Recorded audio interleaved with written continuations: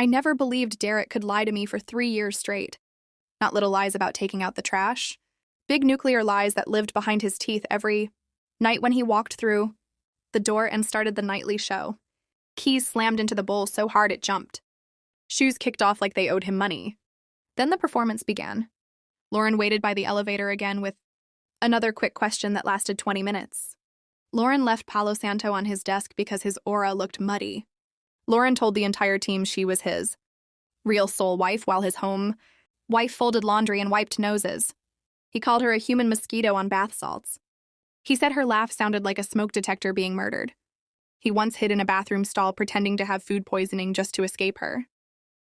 He showed me 2 a.m. texts of her, sending him his horoscope, followed by 12 eggplant emojis. I laughed with him. I rubbed his neck. I told him to document everything. For HR, he said HR worshipped her because she baked vegan brownies that tasted like sadness. So I believed every single word. Because nobody builds that level of detail for 3 full years unless it is true. Then Sarah quit. Our nanny, our angel, the woman who knew. Mia would only sleep if you whispered the entire plot of Encanto in a Bruno voice exactly. 27 strokes on her hair. The woman who cut Noah's sandwiches into perfect stegosaurus. Shapes and called blueberries tiny blue. Brains, Seattle, fiancé, dream wedding. 60 days notice. We interviewed 23 people. 1 cried.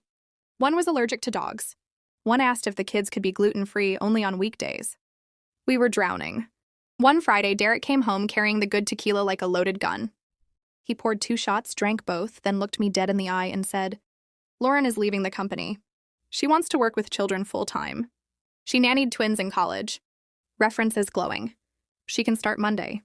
Live in if we need. Discount because she already loves us." I laughed so hard I fell on the floor. I thought it was the best joke of our marriage. He did not smile. He just said, "The kids come first, Elena, we are desperate." I told him he would have to be possessed to bring that woman here.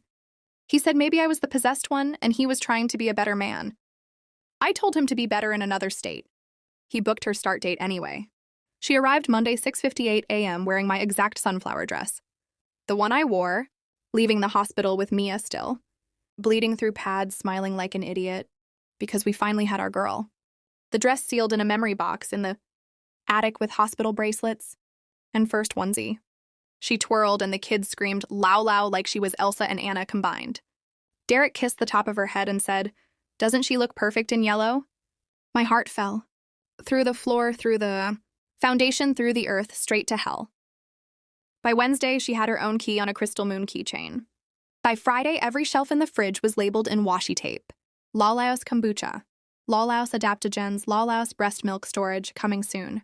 By Monday, her apartment flooded 3rd time this year, poor thing, and she needed the guest room just temporarily. Derek carried up 3 suitcases and a diffuser that smelled like a yoga retreat and betrayal. Week 2, she started bathing the kids and sending me videos every night. Noah with bubble mohawk, Mia with mermaid tails made from my actual wedding veil. Lauren in every frame wearing less clothing each time. First my silk robe, then my white lace wedding lingerie, then just Derek's oversized t-shirt barely covering her ass. Captions pure poison, living my best life with my tiny soulmates. These babies heal my inner child. Sometimes God sends you a new family when the old one forgets how to love. She posted one at 3:07 a.m. barefoot in my kitchen, eating ice. Cream straight from the tub captioned, "Home is wherever my people are," and tagged Derek. He liked it instantly. I started coming home early. I started watching the Ring camera from the garage. I started sleeping with my phone recording under the bed. First time I caught them was a rainy Tuesday. House too quiet. Upstairs bedroom door closed. Our music leaking out the playlist titled Elena and Derek Forever made the night we found. Out I was pregnant with Mia. I pushed the door open 1 inch. Lauren on her knees, folding Derek's boxers into perfect squares the way I taught him when we were broke and thought neat underwear was romance. She was wearing the white lace set I wore once on our 5th anniversary because it felt too precious to ruin. Her stomach no longer flat. Soft, perfect swell like a secret getting ready to scream. She looked up, saw me in the mirror, and smiled the smile of someone who already changed the deed in her head. "Oh, hi, Elena, just helping Derek stay organized. You're always so overwhelmed lately." She stood slowly, hand-cradling the bump like it was solid gold. Derek walked in behind me carrying sliced mango for her craving.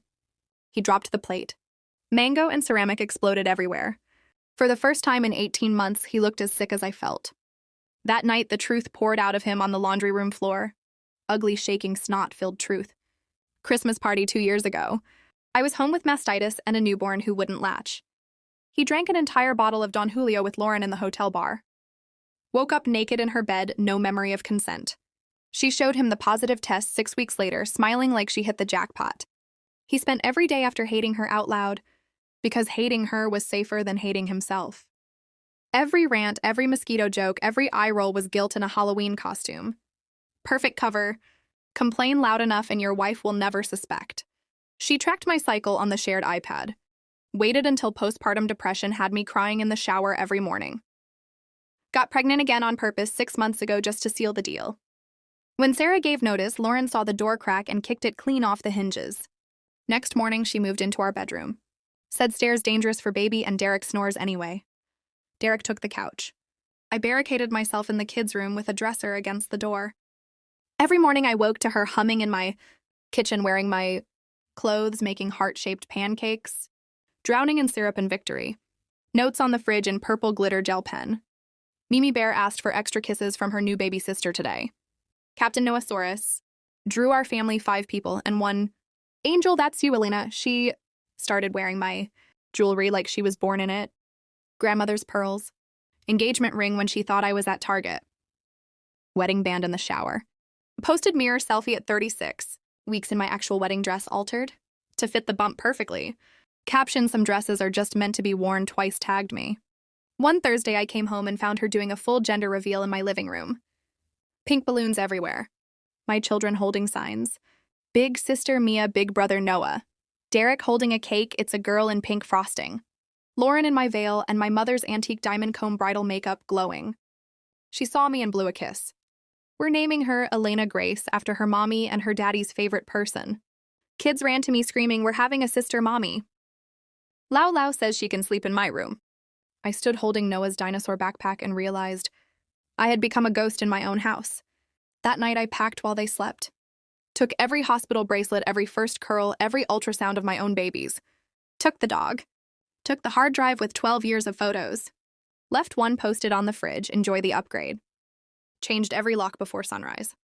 Derek showed up at my sister's 3 days later with a U-Haul and divorce papers giving me full custody of the house. Both cars half his retirement. He looked eaten alive. Lauren, 9 months pregnant. Behind him wearing my honeymoon. Fur coat rubbing her belly like a winning lottery ticket. She smiled all teeth and said, we can't wait for you to meet your daughter Elena. Derek couldn't look at me. Just whispered I'm sorry until his voice broke. I kept the house because she wanted it, and I am petty. Had every room professionally exercised. Burned everything that ever touched her skin in a 55-gallon drum in the backyard while the kids roasted. Marshmallows and asked why the fire. Smelled like bad cookies. Changed every light bulb so the house wouldn't remember her shadow. Replaced every towel, every sheet, every spoon. Derek sees the kids every other weekend in a studio that smells like old pizza and shame. Brings wrong juice, forgets Noah's lovey cries in the driveway when he leaves. Kids still ask when Lau Lau and baby Ellie coming visit. I tell them some people only borrow families for a little while. They don't understand half-siblings yet. They will. Some nights I wake at exactly 3:07 a.m. convinced I hear humming downstairs. Some mornings I open the fridge expecting purple glitter notes. They're gone. House is quiet. Dog sleeps at my feet. Mia falls asleep to my terrible Bruno impression. Noah still eats tiny blue brains. When I walk through my bedroom, I smell only our shampoo and the life we built before she ever existed.